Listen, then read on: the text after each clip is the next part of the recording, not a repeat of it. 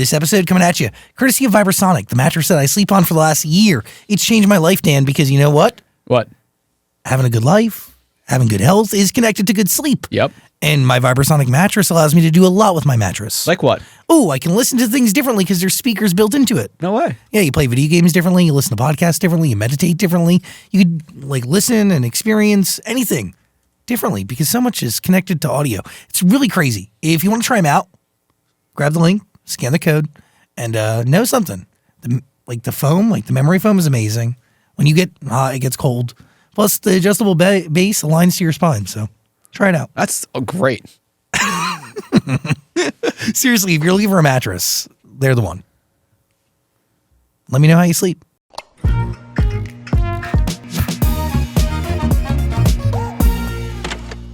Hello, beautiful human. I am Zach. That is Dan. Welcome to the studio. Walker Scobell. Whoa, what's up, man? What's up? Did I say your name correctly? Scobell. I knew it. Close. It's all right. Literally a debate seconds prior to you walking in here, as it usually is, you know, because like the last thing when you do deep research on anybody is like the right way to pronounce their name, obviously. But it is Scobell. It is Scobell, yeah. I knew it. Thank you for being here. It is an honor to have you in the studio. Thank you for having me. It's not every day that we have some movie stars in here, some TV stars in here, a serious thespian. I mean, do you consider yourself, a true thespian to the truest sense? I mean, yeah. My favorite part of, obviously, it's fun doing interviews and stuff and coming on podcasts. Well, it's my first time on a podcast, which is really fun so far. But I would say, my favorite part of the job is the acting part. And so, yeah, I would say so. Which is something you take seriously. I mean, for Percy Jackson, which I have watched, it is fantastic. You learned how to scuba dive. You learned how to speak perfectly underwater without forming bubbles. I mean, this is something you take seriously. But let's go back to the beginning. How did you prepare for the audition? How did I prepare for the audition? Well, I reread the books, obviously, but so I auditioned for the first time while I was filming the Adam Project. So I was I think freshly turned 12, same age as the books, and I was super excited. I was reading Magnus Chase at that time, so which is another Rick Riordan book, which is awesome. And then I didn't hear from them for months after that until the next November of that year, and I thought I was too old at that point, but I got another call back at that point, and I did a couple more auditions, and they told me I got it, which was awesome. But the whole time I was terrified that I was going to be too old to film it because he's in 6th grade. He's supposed to be 12, and I was turning 14 while we were filming it. So yeah. What sides did you get? What did you have to memorize for that audition? Because it was all on tape, right? Oh yeah, it was. I've only done one in-person audition. Which is crazy.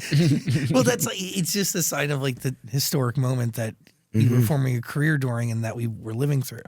I think I was very lucky that a lot of it switched to self-tapes because I live in Erie, Pennsylvania, which there's not a lot of film industry out there. So I would have to come out to LA a lot, and I don't know, I like Erie. I go to public school, and I like going to school sometimes, so I didn't really want to move, and so it was nice to get to just crank out these self-tapes and not have to go in person. So I really don't really know what an in-person audition is like. I've done one, and it was I think it was my first audition I did in person. It was in New York City, and it was for a Nickelodeon show that I don't think has come out. So that's weird. Yeah. It's interesting to have only auditioned via self-tape because it is a different skill, right? And you do have the opportunity to go over and over it again. So who's in the room with you while you're doing your Percy Jackson self-tape, the first one, and how many times do you think you did it? Well, my first Percy Jackson self-tape I did in the trailer during filming the Adam Project, and I did that with my dad or somebody on set. I think it was my dad. But my second one, my callback, it was a scene in the bus that they deleted. I don't think we ever ended up filming it. But it was a scene where I'm playing Mythomagic, which is D&D, but like Percy Jackson version on the bus with Grover. And Nancy Beaufort comes and steals my dice, and then Miss Dodds yells at me. And I had my sister be Nancy Beaufort, and I had my little brother be my teacher, Mrs. Dodds. I have no idea how I didn't I think it took like at least 20 takes to not laugh at him because he got really into his character. He put on high heels. So that was weird. That's commitment. Oh, yeah. Mm-hmm. So did you grow up a military kid? Is that true? I did, yeah. We moved around a bit. My sister was born in Hawaii, and then shortly after that, my family moved to Virginia, and I was born there.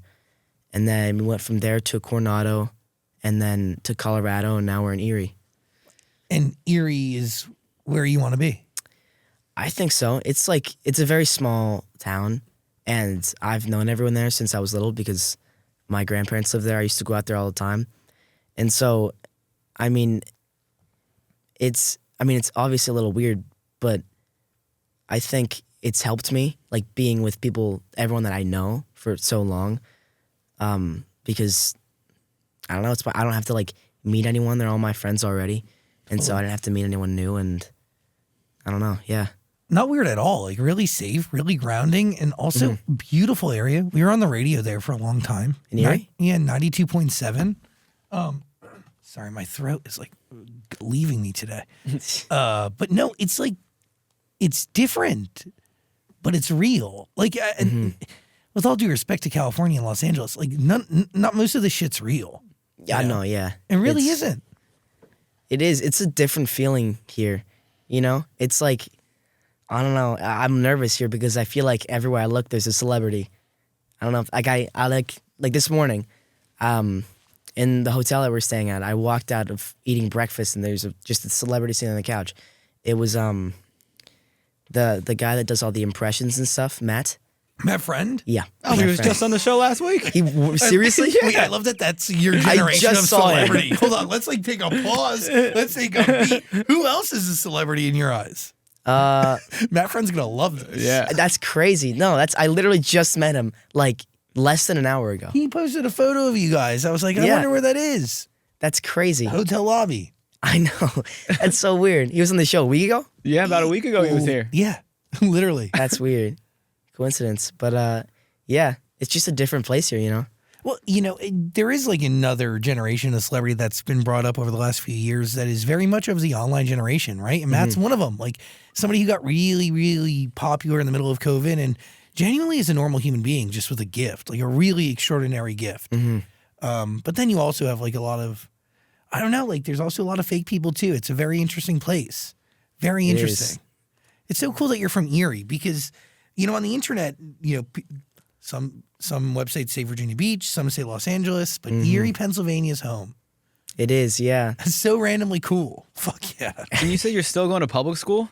I am, yeah. I go to, actually, I probably shouldn't say the name. No, yeah, don't say that. But is it interesting or does it impact your day-to-day life knowing that people are walking around the hallways and or the grocery store looking at you the same way you look at Matt Friend? A little bit. Like, I love when people come up to me. Like, I love when people come up and talk or, like, ask for a picture. That's awesome. I love that. I love talking to people about it. It's a cool thing.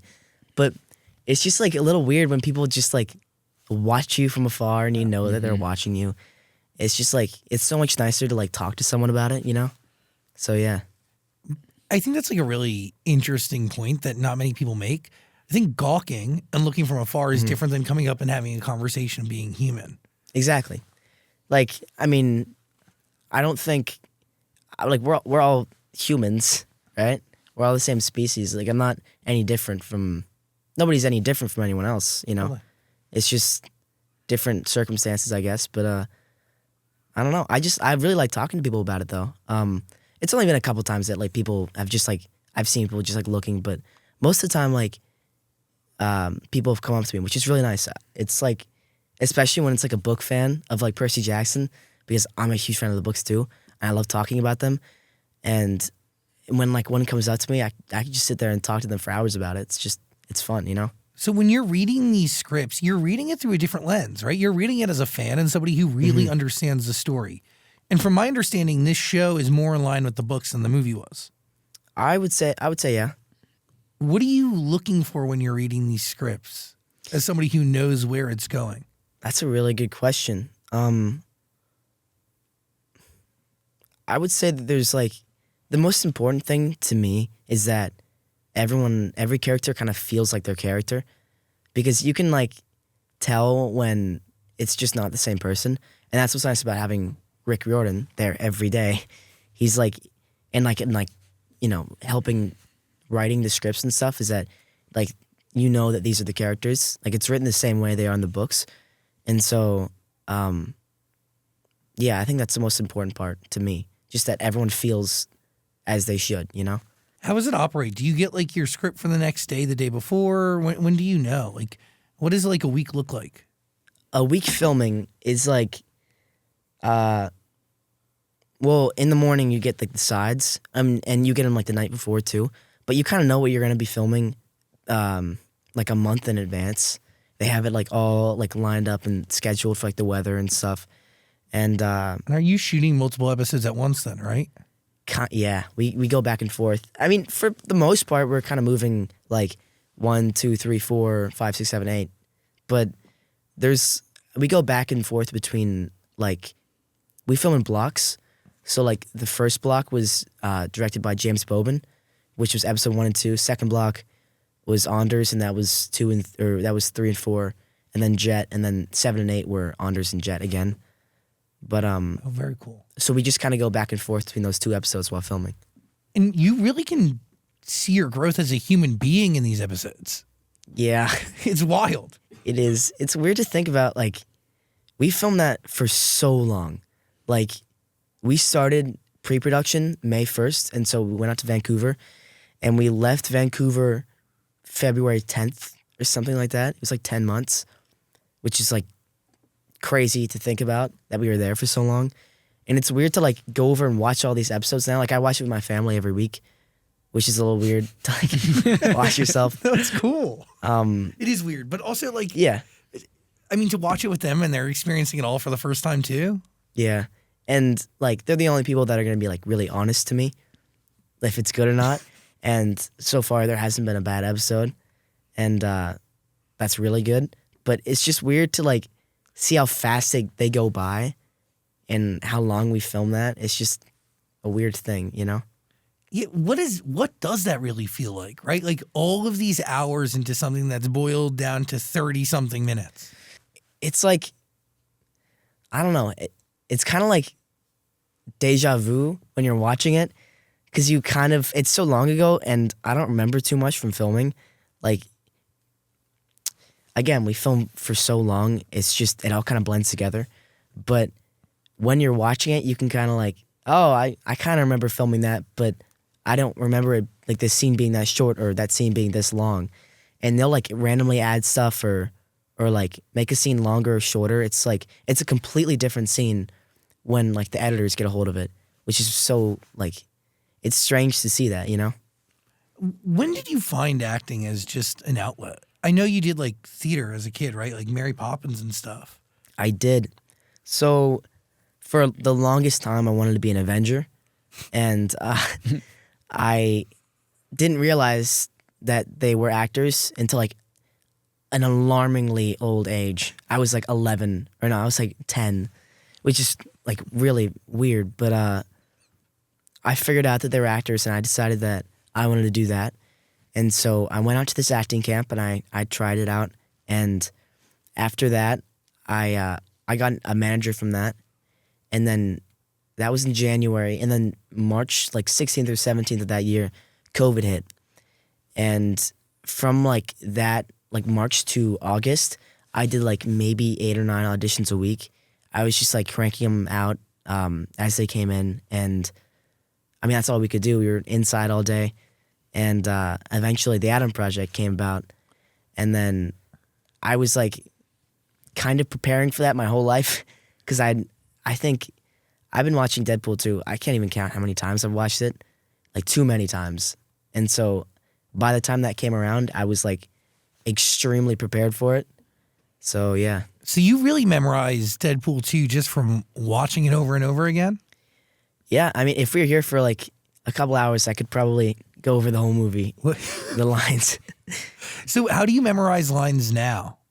What I've realized like works the best for me is like keeping it in your subconscious, because if it's in like the front of your mind, that's all you're thinking about is your next line that you're gonna say, like when you're doing a scene. But like you can tell when someone's scared that they're gonna miss their next line. And I got better at this like throughout filming. It's like a muscle. You just gotta keep working it. But I realized that I learn them a lot better if you just kind of say them to yourself while doing something else, like doing the dishes or like a chore or something, or taking a walk, just not really focusing on them, so that by the time you film them, it's just like in your head and you know what you're going to say subconsciously, you know? So how does that apply to preparation for like a day's worth of shooting? So I actually had a lot of help memorizing lines and like kind of figuring out what we wanted the scene to look like beforehand, because we had this great acting coach, Andrew McElroy, and I don't know what we would do without him. I feel like I progressed so much like during shooting because he was there. And like every day during like school hours, because you have to get a certain amount of school every day, he would just like go over all of our lines with us and kind of like form the scene, you know? Hey, you're really great in this. Have you seen side-by-sides of the movie I have not. compared to the show? Are they good? They're all over. Yeah. Oh my God, you steal the show, brother. Yeah. And they're all over TikTok.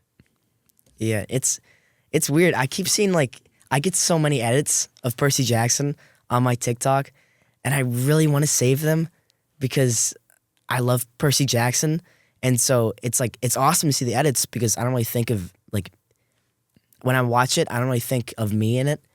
But then I'm like, this is really weird. I'm saving an edit of my own. Like this is my face. I don't know. It's like a.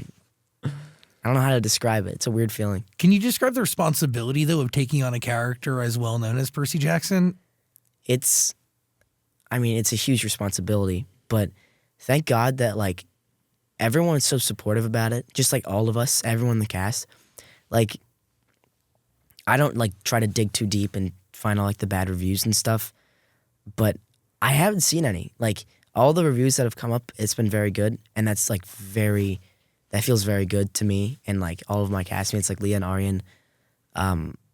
It feels great, but at first we were all definitely a little bit nervous, like scrambling through the books like as fast as we could again, just to get it all in our minds as many times as possible, and.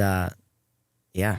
You should be really proud. I mean, it's not a reimagining. It's just a retelling of the story for an entirely new generation. Mm-hmm. There's a massive amount of people out there who have not grown up with the original movie and are now going to be possibly reintroduced to the books or introduced to the books for the very first time. It's a big one. It is. It's the weirdest part to me is that this is like some people's introduction to Percy Jackson. Yeah, ever. Which is such a weird thought, you know? It is wild. And by the way, like it involves Greek gods and mythology and stories that have been around forever. Mm-hmm. But it also allows people to get an understanding of all that in a very unique and interesting way. And I know it's really good. It's a great show. Disney Plus. You should watch it. The final episode comes out tomorrow, by the way. I know a lot, like Cheeky Kels watched it. Jordan watched it. Jordan? Yeah, she's in there. She's one of the producers. What were you saying about learning how to talk underwater Yeah, without bubbles coming out of your mouth? Brothers Poseidon's son. No, I know that, but like, I didn't know there was this trick to doing that. Like, I didn't know that was a thing. So, we filmed all those underwater scenes in the last 2 days, and we couldn't figure out how we were supposed to like do that. I think while we were filming, I kind of learned to just like let the water in to the back of my throat, which sounds really gross, but it's the only way I could like. I just move my mouth the way I would like when I'm talking, and for like one of the scenes, I had to like be tied down by something. My foot was stuck, so I couldn't come up for air. That's the scene where I learned how to breathe underwater, and I couldn't go back up because I had to get my foot stuck. So the whole time I was like switching between like breathing through a regulator and then taking it off and doing the scene and then going like this and getting it back. So, yeah, How long does it take to shoot underwater scenes? a long time. Because they have so many people underwater too. They have like 8 safety people at all times watching all of us. Yeah, it was like maybe like a 13-foot tank, and they had all these like scaffoldings underwater. And in between takes, I would just like walk around at the bottom of the pool, and there'd be like a safety person with a regulator on them. So I just sit there and chill underwater for like 2 hours, breathing out a regulator, which is like the coolest feeling ever. No way. You would spend that much time underwater filming these scenes? Yeah, it was. That's I crazy. mean, I think like the maximum amount of time I stayed underwater without coming up for like real air was like maybe an hour, or like Wow. like 45 minutes to an hour, or at least it felt like that. I don't know.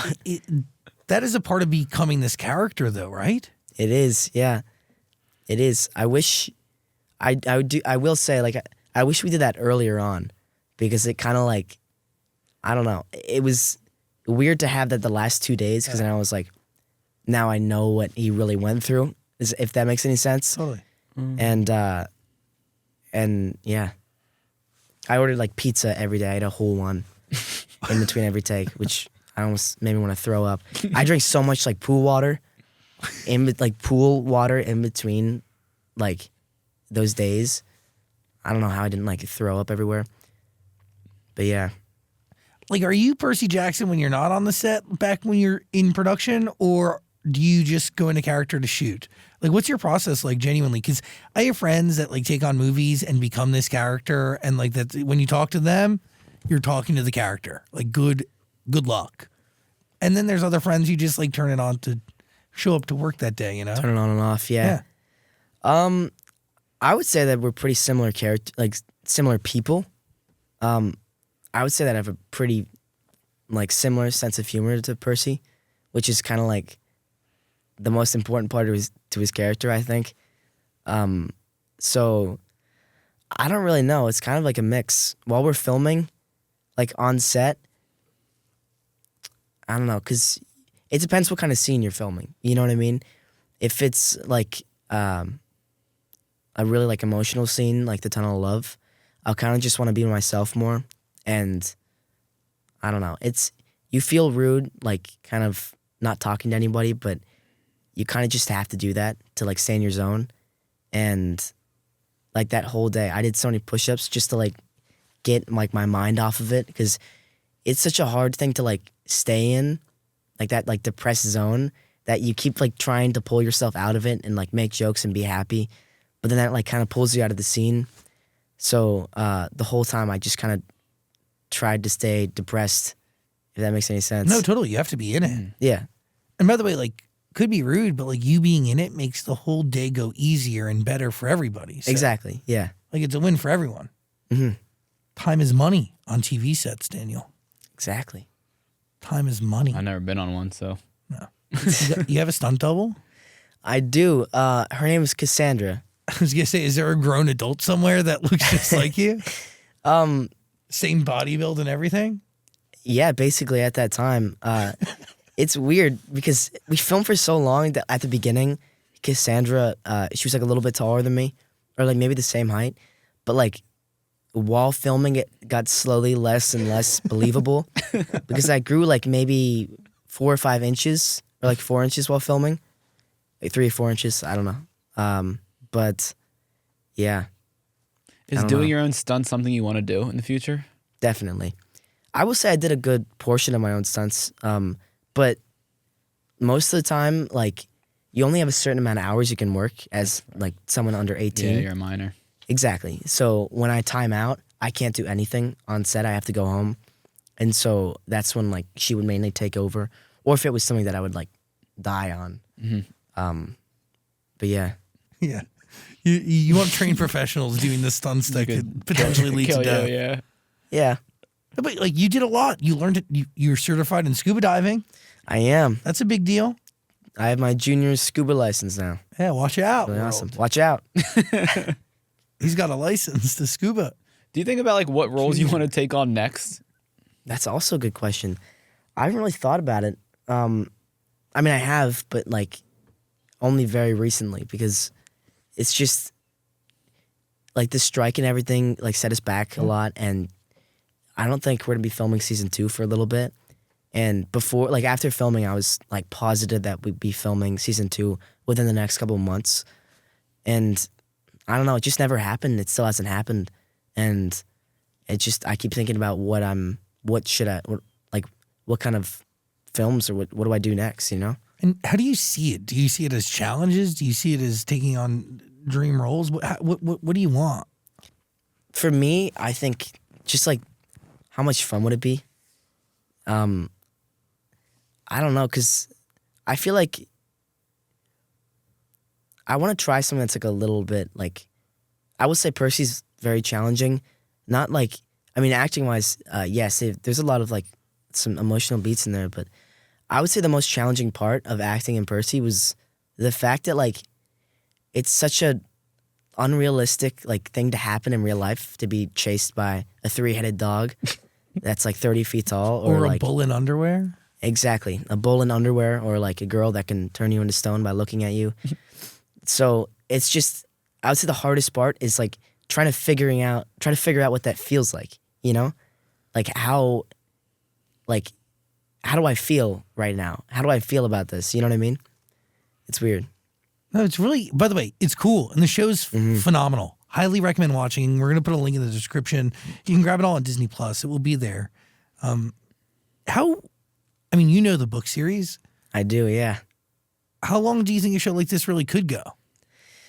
So that's a difficult question because there's so many different like ways that it could go.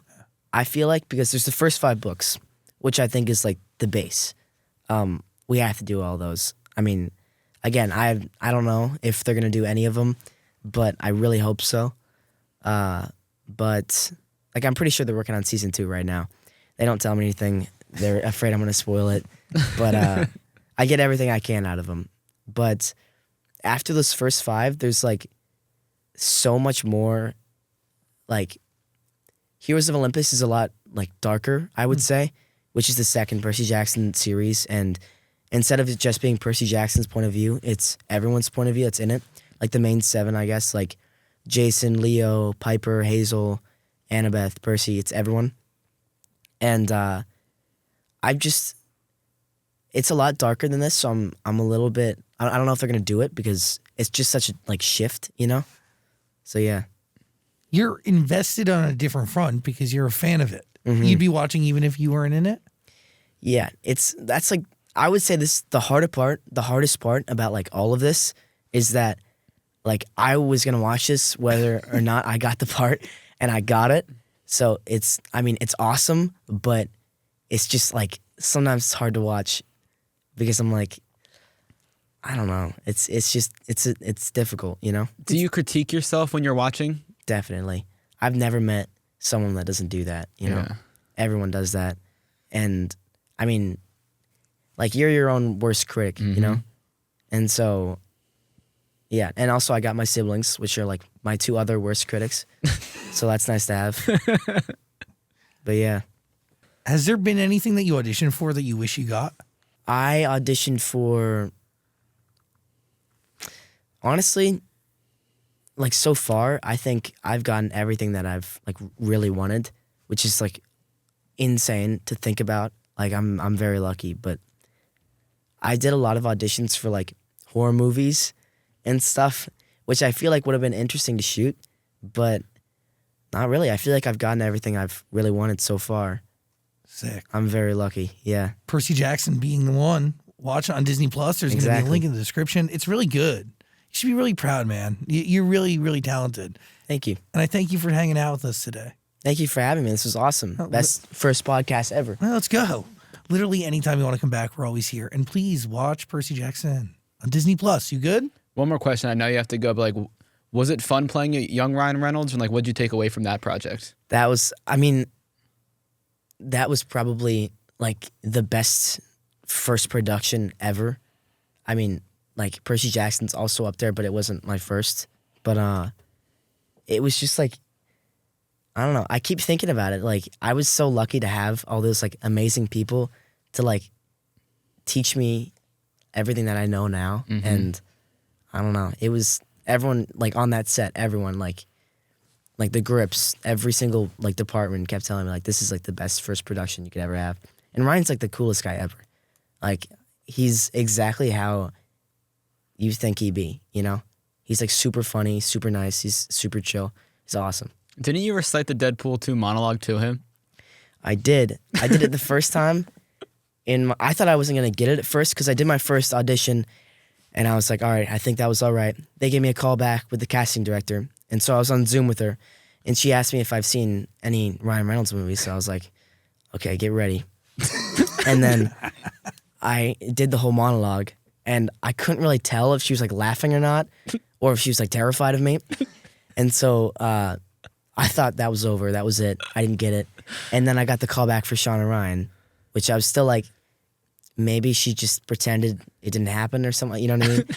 And then apparently they liked it. And then when we were filming a scene with Zoe Saldana in like the back of this car, Ryan like pulled up his phone. He's like, "Hey, can you do that Deadpool monologue you did?" And then I did it. And then yeah, Wow. It's crazy. Like that thing kind of changed your life. it did. It did. Yeah. Watching that movie over and over again That's what got me into all this. Yeah. paid off. Yeah. It definitely paid off. Yeah. I really appreciate you, man. Thanks for Thank hanging. you for having me. Thank you guys for having me. Yeah. Literally anytime. Walker Scobell. There you go. Nailed it. Walker Scobell, everybody. Watch Percy Jackson, please. Thanks for being here. Thank you for having me.